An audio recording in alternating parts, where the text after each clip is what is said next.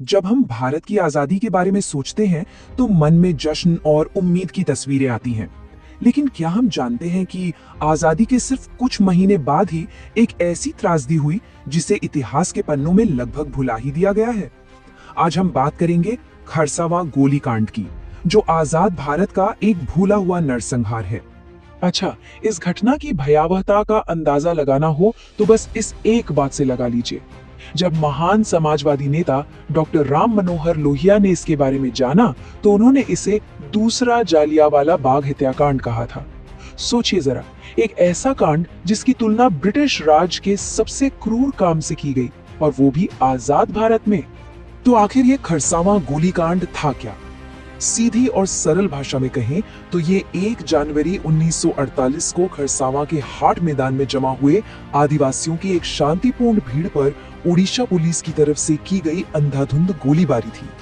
तो चलिए अब थोड़ा और गहराई में उतरते हैं और समझने की कोशिश करते हैं कि आखिर उस दिन खरसावां में हुआ क्या था।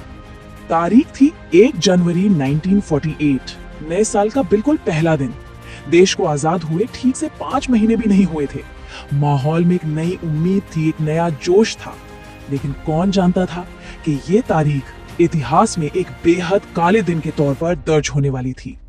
जगह थी खरसावां का हाट मैदान, जो उस वक्त बिहार के सिंहभूम जिले में था। आज ये जगह झारखंड का हिस्सा है।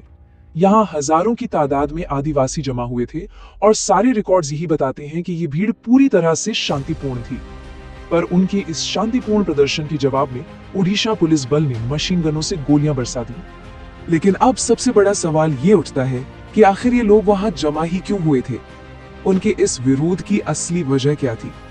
देखिए, उनकी 2 मुख्य चिंताएं थी। पहली, वो सरायकेला और खरसावां रियासतों को उड़ीसा में मिलाए जाने का जबरदस्त विरोध कर रहे थे। उन्हें डर था कि ऐसा होने से उनकी अपनी सांस्कृतिक और भाषाई पहचान ही खत्म हो जाएगी। और उनकी दूसरी और बहुत बड़ी मांग थी एक अलग आदिवासी राज्य का गठन, जिसे आज हम सब झारखंड के नाम से जानते हैं।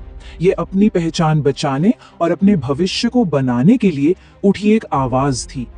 ये जो गोलीकांड हुआ, ये सिर्फ एक दिन की घटना बनकर नहीं रह गया। ये एक ऐसा जख्म है जो आज भी कई लोगों के दिलों में, उनकी यादों में बिल्कुल ताजा है। खरसावां गोलीकांड को आजाद भारत के इतिहास का एक काला अध्याय माना जाता है, और सही भी है। ये एक कड़वी सच्चाई की तरह हमें याद दिलाता है कि आजादी मिलना एक बात है, पर उसके बाद का सफर कितना मुश्किल और जटिल हो सकता है, ये बिल्कुल अलग बात है। ये हमें उन आवाजों के बारे में सोचने पर मजबूर करता है जिन्हें सत्ता के गलियारों में शायद अनसुना कर दिया गया था। तो आखिर में सवाल ये नहीं है कि क्या हुआ था, बल्कि ये है कि हम इससे सीखते क्या हैं। इतिहास की ऐसी दर्दनाक घटनाएं हमें अपने आज के बारे में, अपने वर्तमान के बारे में क्या बताती हैं? ये हमें भविष्य में ऐसी त्रासदियों को दोहराने से रोकने के लिए कौन सा सबक देती हैं? ये एक ऐसा सवाल है जिसका जवाब हम सभी को मिलकर खोजना होगा।